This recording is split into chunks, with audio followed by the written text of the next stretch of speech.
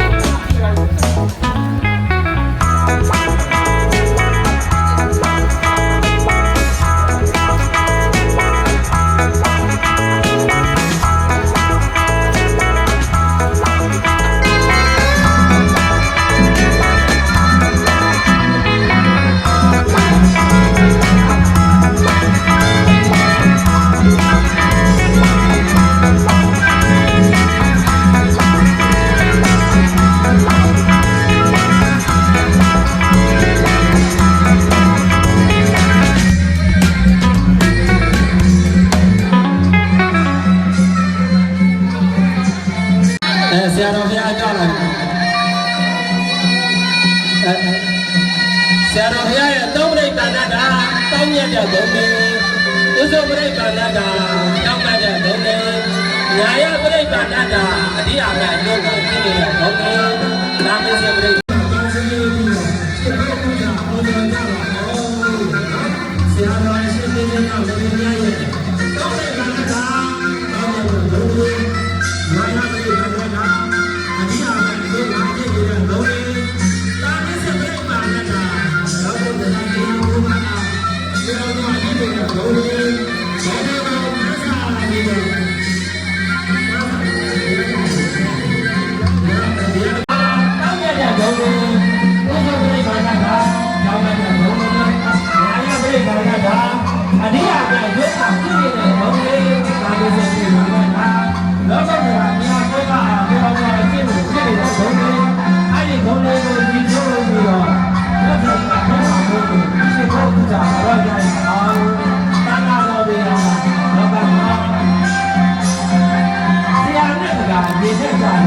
ဘာမှမအားဘူးဆက်တော့ဘုရားဘုရားကိုအောင်နိုင်ပါဘူး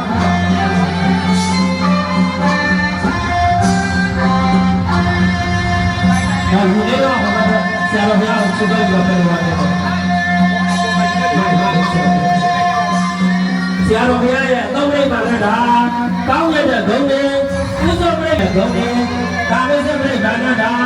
လောဘတရာတရားဘုရားလျော်သောအခြင်းတွေကဂုဏ်တွေအစရှိဒေလာဒေသာဒေသာဒေဒုတိယပိတတိယပိအာဂန္တိဣတရဏေနတဟသေသသီလဓမ္မယသာမိလောကကတဝါ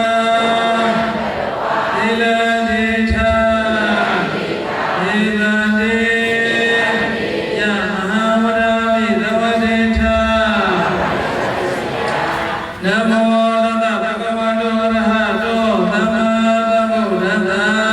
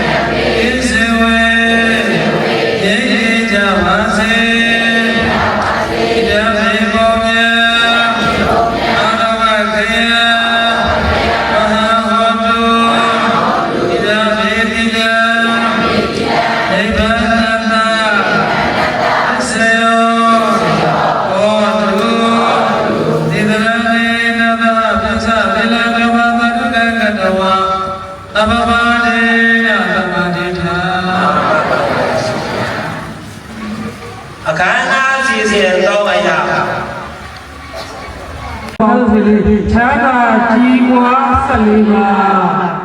ဟုတ်လားအခုငါတို့ဒီမှာတရားနာတယ်ဒါတရားပြကြီးပြရမယ်ငါတို့ဒီမှာတရားနာဘာလို့ဖြစ်လာလဲငါတို့ကဘာအကျိုးရှိမလဲဆိုတဲ့တွေ့ဘုရားတို့ဒီကမတွေပြေးလာမလို့ဒီငါတို့ဒီတရားဝလာတာပါစားဖို့လားငါတို့ဓမ္မနဲ့ကတော့ဓမ္မနဲ့တက်သားနဲ့ဟုတ်လားဟောဆွေးပြီးငါတို့တန်ဝိုင်းစကြံနေလို့ဟုတ်လားအဲ့လိုလည်းမလုပ်ကြကြဟုတ်တော့မလားငါတို့လည်းဒီလိုလာတာဘာကြံလဲစောင်းတယ်ဟုတ်လားဟုတ်ဘူးငါတို့ကုသိုလ်လည်းကြံမလို့အောင်ပါရမီဆိုတဲ့စကားကြားဘူးလားဓမ္မကြားဘူးလေတရားဘာကြားဘူးလေဟုတ်ပြီတရားဘာကြားဘူးပါရမီဆိုတာဘယ်မှာရှိတယ်လို့ကြားဘူးလေဒီပါဟုတ်ပြီဒီမိတ္တကမเนี่ยပါရမီဆိုတာဘယ်မှာရှိတယ်လို့ကြားဘူးလေပါရမီ10ပါးကိုကြားဘူးနောက်ဒီနေ့ကမကြီးပါရမီဘယ်နှပါးရှိတယ်လို့ကြားဘူးလေငါမကြီးလည်းဘာကကြီးဆက်ပါဟုတ်ပြီငါတို့တွေတရားပေါ်လာတယ်ကိုယ်စိတ်တွေငါပြီးတော့ငါတို့ပါရမီတော့ဖြစ်တာလို့ဆိုတော့တွေ့ရမလားမတွေ့ရဘူးလားဟုတ်ပြီဒီငါတို့ပါရမီဖြစ်တာဟုတ်လားမလားခုနကဒီဂိုင်းကပါရမီ7ပါးနဲ့ပါရမီဆိုတာဘယ်နှပါးရှိလဲ10ပါးရှိတယ်ပါရမီဆိုတာဘယ်နှပါးရှိလဲ10ပါးရှိတယ်မှန်လားနော်ဒါကပါလေဒီမှာတွေ့ရှင်မလေးမြန်ပါပါရမီဆိုတာဘယ်နှပါးရှိလဲပါရမီဆိုတာ10ပါးရှိတယ်ဒီပါရမီကိုဘုရားတွေကဖြည့်ဆည်းခဲ့သူတို့ဘုရားသစ္စာဘုရားကိုဖြည့်ဆည်းခဲ့တာလူတွေကဖြည့်ဆည်းခဲ့လေဘုရားသစ္စာဘုရားကိုဖြည့်ဆည်းခဲ့တာဒီတိကျကပါပိကလာပါလို့ဒီနောက်ဆုံးသွားပြီးဘုရားဖြစ်ဖို့ပါဖြည့်ခဲ့လေပါရမီဖြည့်ခဲ့တာဘုရားပြုဖို့ဘာဖြည့်ခဲ့လဲပါရမီဖြည့်ခဲ့ပါရမီဖြည့်ခဲ့တာဘုရားကပါရမီဖြည့်တာဆိုတာဘာဖြည့်ခဲ့လဲပါရမီဖြည့်ခဲ့လို့ဖြည့်တာဘာလို့လဲပါရမီပြည့်တာလို့ကိုယ်တွေးနံပါတ်1ပါရမီ7ပါးတော့မှာဒါနဆိုတာဘာလို့လဲဒီကံစွတ်ကျေကံကြီးဒါနဆိုတာဘာလို့လဲဘာနေပါဆိုကြတာဒီအမောဟုတ်လားမလားဒီဟန်လို့ဘလောက်ဘာတကအာဆိုဘလောက်ဟုတ်ကဲ့မလေးနေပါဆိုကြတာပေါ်လာမဟုတ်လားပေါ်လဲခါမှာဆိုကြတာမလေးဘူးလားဘူးလားအေးစီပါစားပေးရတယ်ဆိုလေအဲ့ဒါဘာပါလို့ညောက်သွားတာယူတဲ့ခါမှာလေသူလည်းညီစီတယ်ဩနေပါဆိုကြတာကြီးကတော့ငါတရားဝင်လာတာငါမလို့လည်းမပါဘူးဓမ္မပါလည်းစားပြီးအဲ့ကလည်းနေပါဆရာတော်နေပါဆိုတာလည်းအော်မကောင်းတဲ့လည်းငါဖြိုးမှဖြစ်တယ်အဲ့လိုစိတ်ကြပြလာဟုတ်ဘလို့ဟိုမလူဘယ်နဲ့နေချောင်းဆောင်လိုက်တယ်ဟမ်ဦးဇောကရောကြီးကြည့်ပါမယ်ဘယ်လိုလုပ်မလဲသူရဆိုတာဘယ်လိုလုပ်မလဲရေယုံယုံရမယ်ဘာလို့ယုံယုံလဲကံကိုင်းအကျိုးယုံယုံလဲကုသိုလ်ရေးအကျိုးတရားကိုယုံယုံလို့ပြောတာဘာရဲ့အကျိုးတရားကိုပြောရမှာလဲကံကိုင်းအကျိုးတရားကိုယုံကြည်ပြီးတော့ပြောရမယ်ယုံကြည်ပြောရမယ်ဟုတ်တော့မလားယုံမှကြည့်မယ်လေဘုရားကကလည်းဆက်ဆံရေးဒီတိုင်းဒီများဆက်ဆံရေးဒီဆက်ဆံရေးမိတ်ဆွေပေါင်းတဲ့ဆက်ဆံရေးသူကကိုယ်မယုံကိုကကိုယ်မယုံဆိုရင်ပြောင်းနေကြည်ပါမှာကြည်ဘူးအမျိုးတွေဒီကောင်မကအပြင်းပြောနေတာချက်တို့နဲ့ငါတင်ပြောတာဒီကောင်မသိကြမှာမယုံတော့ပါဖြစ်စိတ်ကမကြည်တော့ဘူးမလားဟုတ်တော့မလားကျုပ်တွေတိတော့မှာစောင့်ပြောကြတယ်လေကောင်မကမှဖြစ်တယ်ဒီကောင်မဖြစ်တယ်ကျုပ်တွေကတို့ပြောတာအားမရတော့ဘူးလေဒီဘက်ကတော့တက်တယ်လို့ပြောကြတယ်ဟုတ်လားမလားပြောလားမဟုတ်လားပြောတဲ့ပုဂ္ဂိုလ်အဲ့ဒါတိုက် ပြောလားပြောလားဟဲ့ပြောတဲ့ဘက်ကိုလည်းပြောလို့နော်ဟုတ်လားချိုးရတိတော့တာသူတို့တော့မှာဒီမှာတော့အားမလို့တိတော့မှာတိတော့ကြဟုတ်လားမဟုတ်လားအဲ့တော့ဦးတို့ကမှပြောင်းပြောင်းနဲ့ယုံမှဖြစ်လေကြည်လေအဲ့တော့ဦးတို့ကမှဒီလိုလုပ်တဲ့ခါမှာဘာဖြစ်လဲကံကံအကျိုးရအောင်လုပ်ရမယ်ယုံကြည်နဲ့ပြည့်စုံရမယ်အဲ့ဒါမှဘာပါရမီမြောက်မလဲဒါနပါရီမြောက်မယ်မကောင်းတဲ့လူရမှာနေပါဆိုတော့ပေါ်ပြီငါတော့တော့သူမတကယ်ကြည့်တယ်တကယ်ကြည့်မှုလေဘဝတကယ်ကြည့်လိုက်လိုက်တကယ်ကြည့်ဒီတော့ငါဒီတော့ဘာအတင်းကြုံမှာငါတရားကုလားဘာမှလည်းစာပြီးတော့ပြန်နေစကြည့်တယ်ဟုတ်လားအဲ့လိုမကောင်းတဲ့လူတွေပို့ပါလားဒီတယ်ပါပါဟုတ်နော်အဲ့တော့မလားအားကြောင့်ကျွန်တော်ဓမ္မတွေဒါတို့ဒီကုလားကနံပါတ်1ဘာပါရမီဖြစ်နေလဲဒါနပါမဖြစ်နေဒီတရားကဆင်နိုင်ရဟောနော်ဒါနပါရမီဖြစ်နေတယ်နောက်ဆက်ကဒါနပြီးတော့ဘာပါရမီလဲတိလပါရမီခုနကတော့ဘယ်နဲ့ပါတိလခံငါးပါးတိလခံနေတယ်အဲ့တော့ငါးပါးတိလခံပြီးတော့ဘာပါရမီဖြစ်တယ်လို့ညီတယ်တိလပါရမီဖြစ်တယ်လို့ညီတယ်တိလဘယ်နှပါးရှိလဲတိလဘယ်နှပါးရှိဟမ်ခုနကတိလဘယ်နှပါးပြီငါးပါးဆိုတော့အဲ့ဒါရတော့မရဘူးကိုဆိုကြည့်ကိုဆိုကြည့်ဘယ်နှပါးရှိနံပါတ်1ကဘာလို့ဒီတော့ဒီတော့ကျွန်တော်ဒီဘိုင်းယူလာရမယ်သင်္ကန်းထဲတော့အားတွေနဲ့ပြောင်းဒီကယူလာတော့ဒီဘိုင်းယူလာတယ်အဲ့ဒါကြောင့်ဘူးတော့ဘူးလားဒီမှာဒီကနေ့အကြမ်းမှာကျွန်တော်ဒီမှာယူတာဒါပဲတော့ဟုတ်ပြီကျွန်တော်တို့ခဏတော့ငါးပါးတိလခံတယ်အာမမေတိတိနမပြောသတဲ့အာမရာပြုတော်ဒီဣတရနေနမသံမေဘောဘမောရိတေဘောငါးပါးတိလကိုခံရင်ဆောက်ပြီးပါ၏အရှင်ဘုရားလို့ပြောတော်ပြောပြဒီခုကျွန်တော်တို့ငါးပါးတိလခံဆိုတာဘာပါရမီခံယူလဲတိလပါရမီခံယူတာ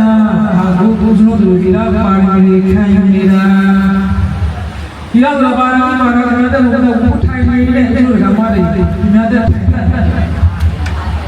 အားရတာလည်းမရှိဘူးလားကာမေတုမဲ့စာစာနာနာပြမှာလားဘုရားဝါဒလိန်လာပြီးတော့ပြောလားပြောတော့တော့အမေရအမေလည်းရဲ့တေစာတွေတောက်စားနေတောက်စားအဲ့ဒါကျတော့ဘုရားဝါဒပါလားပါဘူးလားဟမ်ဘုရားဝါဒငါးပါးပြလိုက်တာဘုရားဝါဒပါလားပါဘူးလားပါတယ်အဲ့ရောက်ကြမှာဟုတ်တယ်ဘိုးဘုလိန်နဲ့လိန်နဲ့ဆိုရင်ဘာချုပ်တော့ချက်ချင်းဘုရားဝါဒချုပ်တော့ဟောကြတာဘာပြက်နော်အဲ့ပါပါလို့ပြည့်တော့နော်ပါရချမ်းပဲပါအဲ့တော့မလားအဲ့ရောက်တော့ငါတို့ဒီကိုလာနေဘာဓမ္မမေစီအကောင်ကျွန်တော်ကောင်းတော့မှာမိမိတို့လူတန်းထားတဲ့လူပဲဝိတုနဝကာမဝိတုတွေများတဲ့တကွာသင်္ကန်းပရိက္ခဏာများကိုရေစက်သုံးထားရဖြစ်ပြအတွက်ကြောင့်ကြွားရောက်လာတဲ့ဓမ္မမေစီအကောင်ကျွန်တော်ကောင်းတော့မှာရေစက်သုံးချအညာနာပြေးဝေလာဆရာတော်အရှင်သူမြတ်မှာရေစက်သုံးချအညာတရားများကြီးကျယ်ပေးပါရဘုရားသမီးတော်မှာခြေတော်သူဥခ၍လျောက်ထားပန်ကြားအပ်ပါသည်